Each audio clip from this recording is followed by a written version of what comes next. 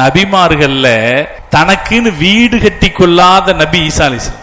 ஈசா அலைஹிஸ்ஸலாம் வீடு கட்டிக்கவே இல்லை. அவர் நாடோடி ஊரூரா போறது, நீங்க அல்லாஹ்வை தான் வணங்கணும், வேற எதையும் வணங்க கூடாது, என்னை நம்புங்கள் என்று மக்களுக்கு செய்தி சொல்றதுதான் அவருடைய வேலை. எந்த ஒரு இடத்துலயும் அவர் நிரந்தரமா வசிக்கல. அவரு ஒரு தலகாணி, ஒரு டம்ளர், எங்கேயாவது படுக்கிறதுக்கு ஒரு தலகாணி, தண்ணி குடிக்கிறதுக்கு ஒரு டம்ளர், ரெண்டு மட்டும் தான் வச்சிருந்தாராம். ஒரு பயணம் போகும்போது ஒரு இடத்துல ஒரு ஆளு கைய தலைக்கு கொடுத்துட்டு படுத்திருந்தாராம். ஓ, படுக்கிறதுக்கு கைய கூட வச்சுக்கலாம் போல இருக்குன்னு அந்த ஆளு கையில தலகாணியை கொடுத்துட்டு நடந்தாராம். இன்னும் கொஞ்சம் தூரம் போகும்போது ஒரு ஆள் ஒரு இடத்துல அள்ளி தண்ணி குடிச்சிட்டு இருந்தாராம்.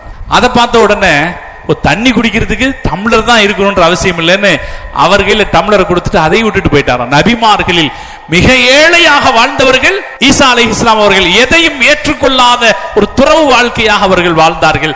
தியாக வாழ்க்கை அவர்களுடைய வாழ்க்கை.